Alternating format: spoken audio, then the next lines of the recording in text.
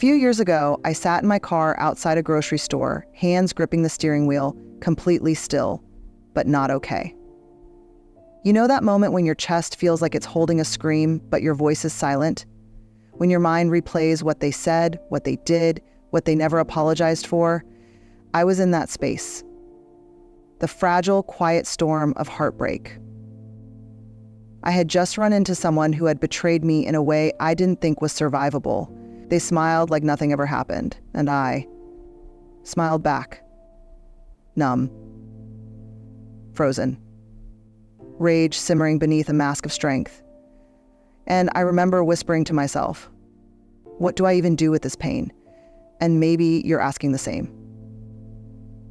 Maybe you've been betrayed by someone you trusted, a partner, a friend, a parent. Maybe they shattered something sacred, and now you're left trying to gather the pieces of your dignity, your identity, your self-worth. This speech is for that part of you. Before we begin, if this message speaks to something tender in you, take a moment to like, subscribe, comment, or share. Let's grow this space together, a place where truth and courage are always welcome. Let's stay in that quiet car for a moment, the one where your hands are gripping the steering wheel and you're frozen in a silence so loud it hurts. Because this is where the story really begins. Not in the betrayal, not in what they did, but in what it did to you. You see, there's something we don't talk about enough. That being hurt by someone we loved, someone we trusted, isn't just painful. It's disorienting. It shatters our inner compass. It makes us question not just them, but ourselves. You wonder, was it me? Was I not enough? Did I imagine the connection? Why didn't they choose me, respect me, protect me? Was it them? Was I not enough? Did I imagine the connection? Why didn't they choose me, respect me, protect me? You wonder, was it me? Was I not enough? Did I imagine the connection? Why didn't they choose me, respect me, protect me? And the worst part, the world often expects you to carry it quietly, to smile, to say you're over it, to act like your heart wasn't just turned into debris. But let me say this to you clearly, in case no one has. You are allowed to be hurt. You are allowed to be angry. You are allowed to grieve what was lost, what was taken, what was never acknowledged. That doesn't make you weak. It makes you honest. Because pain isn't a sign of failure. It's a sign that you felt deeply, that you showed up to something with your whole heart, even if someone else didn't. You trusted, you loved, you gave. And what's more courageous than that? I once sat across from a friend after my own betrayal, my voice shaking as I tried to make sense of it all. I said something like, I feel so stupid, I should have seen it coming. And she looked at me so calmly and said, you weren't stupid, you were sincere. That stopped me cold. You weren't naive, you were hopeful. You weren't blind, you were open. You weren't weak, you were willing to believe in love, in goodness, in someone's potential, and that is nothing to be ashamed of. What hurt you may have broken a chapter, but it didn't break you. Your pain is not a burden. It's not embarrassing. It's a sign that you are alive, that you are human, that you cared enough to be impacted. So before we even begin talking about healing or revenge or moving forward, we have to first stop and make space for this. The ache, the confusion, the weight of betrayal.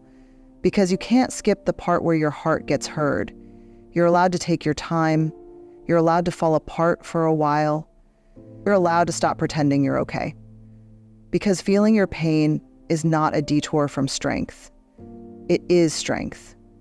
The raw kind. The real kind.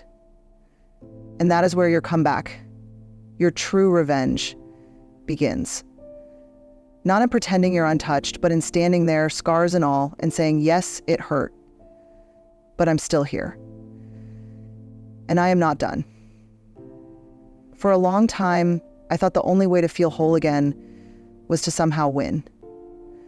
Not in the healing sense, but in the they'll see how great I am and regret everything sense. I wanted the Instagram perfect life, the glow up, the success story that screamed, "Look what you missed out on. Look what you ruined. And look how much better I became without you." And maybe you felt that too. That fire in your chest that says, "I'll show them." It's tempting, isn't it? Because in the face of betrayal, when your power has been stripped away, proving them wrong feels like power, like justice, like control. But here's the hard truth, and I say this as someone who tried to walk that path for longer than I'd like to admit. That kind of revenge is an illusion. It's like drinking salt water when you're dying of thirst. It feels like relief, but it only deepens the ache. Because when you make your healing dependent on whether or not they see your worth, you're still giving them the keys to your self-worth. You're still performing.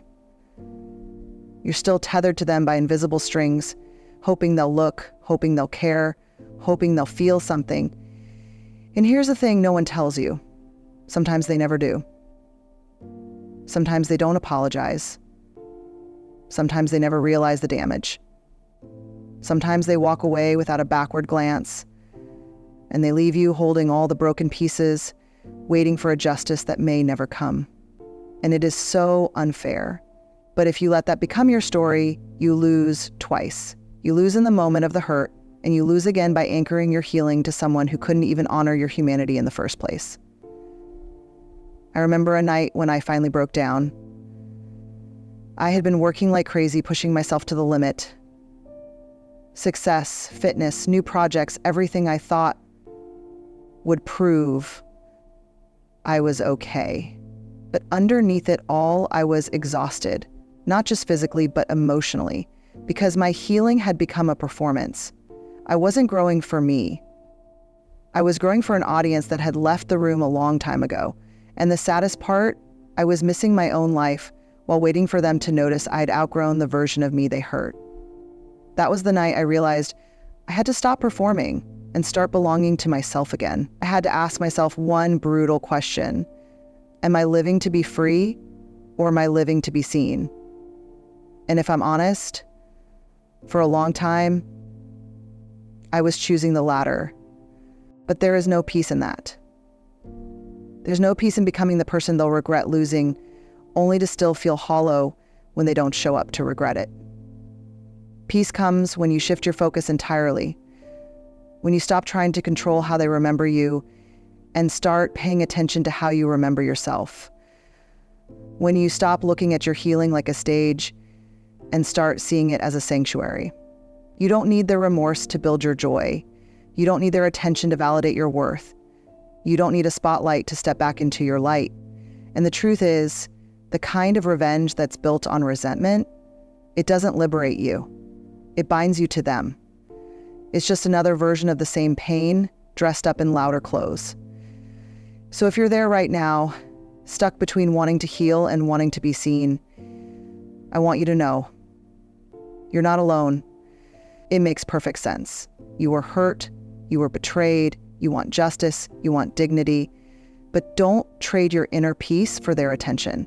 Because the moment you start choosing what is true over what is performative, what is gentle over what is dramatic, what is real over what is reactive, that's when something shifts. That's when the need for revenge starts to dissolve. And what rises in its place is something even more powerful. Self-respect. Not loud, not shiny, but unshakable. There's a moment, and it often arrives quietly, when something inside you shifts. It doesn't come with fireworks or a triumphant playlist. It usually comes in the middle of something ordinary. Maybe you're brushing your teeth. Maybe you're walking the dog. Maybe you're just sitting alone on a quiet Sunday morning with coffee that's gone cold in your hands. But suddenly, you realize you're tired of waiting for an apology that may never come. Tired of living like your worth is on hold. Tired of replaying what they said, what they did, what you wish you'd said back, and in that soft, sacred moment, beneath the heartbreak, beneath the noise, you whisper something you didn't know you were ready to believe. I don't want to live like this anymore. That's the beginning of true healing. That's the moment you stop orbiting their memory and start returning to yourself. And it's where the most profound truth begins to take root. A truth that can feel both terrifying and liberating. You don't need them to undo the damage in order to build something beautiful from it. Because the best revenge, the real kind, doesn't shout. It doesn't chase. It doesn't need an audience or applause. The best revenge is quietly, slowly, radically reclaiming yourself. It's deciding that your story won't end in bitterness, even if it began in betrayal. It's learning how to belong to yourself again, piece by piece, day by day, without needing to be seen, validated, or vindicated by the person who broke you. It's waking up and saying, today, I will not live in reference to their absence. Today, I will live in reference to my becoming. And becoming isn't always graceful. Sometimes it's messy. Sometimes it looks like crying in the shower, saying no for the first time, unfollowing people who drain you, or admitting that you're still angry. But you don't want to stay angry. Becoming means allowing yourself to stop performing strength and actually start cultivating it from the inside out. It's like rebuilding a house after a fire, not with the goal of showing it off to the person who lit the match, but because you deserve a place to live that feels safe again. I want you to imagine that. Imagine creating a life where your peace is louder than your pain, where your joy isn't something they can steal anymore, where your power isn't built to impress, it's built to protect. Because here's something I need you to hear. You can't control what they did, but you can control how long you let it define you. And you can start small. Healing doesn't demand perfection. It only asks for your presence. Take one step back into yourself, one boundary, one honest feeling, one moment where you choose not to numb out or lash out, but to stay with yourself, even when it hurts. That's what reclaiming looks like. It's not a headline, it's a homecoming. And every time you choose yourself, quietly, gently, and without needing them to see it, you reclaim a piece of what was stolen. Hi. That's the revenge that changes everything. Because you stop trying to make them regret losing you, and instead, you start honoring the truth that they never fully saw you to begin with. But now, finally, you do. And that kind of seeing, that kind of radical, inward-facing love, that's not just revenge. That's resurrection. There's something that happens when you finally start to heal, when you're no longer waiting for them to make it right, no longer shaping your life as a message to them. You begin to notice something else, something harder to admit. The hurt may have started with them, but somewhere along the way, you began carrying the pain forward. Not because you wanted to, not because you deserved it, but because when we don't know what to do with our pain, we turn it inward. Inward. I don't know, because when we don't know what to do with our pain, we turn it inward. We become harsh with ourselves. We start telling quiet, cruel stories, like, I should have known better. I let this happen. Maybe I wasn't lovable enough. Maybe if I had been more or less of something, they would have stayed or cared or changed. And that inner voice, it becomes a second wound, one that bleeds long after the first one closed. Because betrayal doesn't just break your heart, it can also break your sense of identity.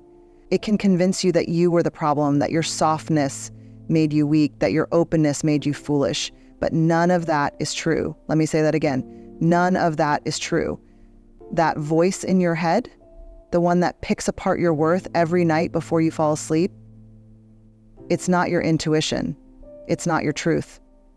It's your trauma, echoing back in your own voice.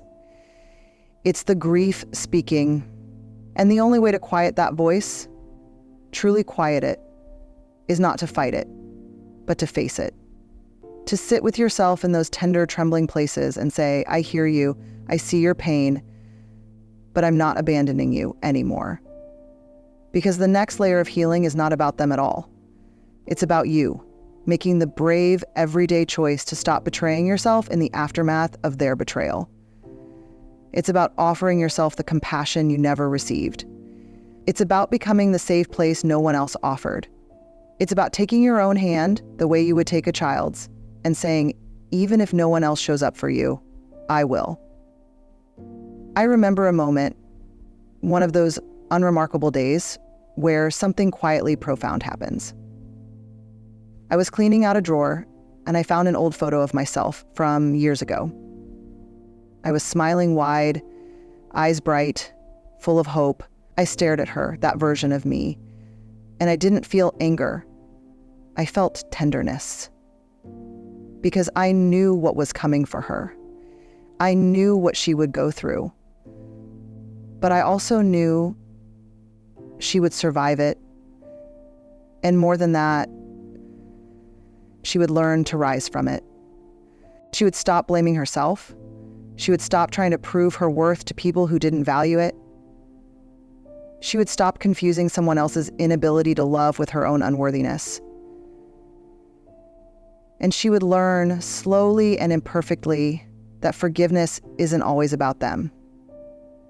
Sometimes forgiveness is about finally releasing yourself from the grip of what they couldn't see in you, but because you deserve peace more than you deserve proof that they were wrong. And that's the paradox, isn't it? The revenge that actually heals you doesn't look like vengeance at all. It looks like kindness, the kind you offer inward. It looks like grace, the kind you've been waiting to receive from someone else. It looks like no longer punishing yourself for surviving what they put you through. You don't have to keep being the villain in your own story just because someone else treated you like you were disposable. You are not disposable. You are sacred. You are still becoming. And even in your most broken moments, you are worthy of the kind of love that starts within. That's not just healing. That's how you begin to become whole again. Somewhere along this journey, after the pain, after the anger, after the exhaustion of trying to prove yourself, something even deeper begins to rise. It's not loud. It doesn't shout. It doesn't need to.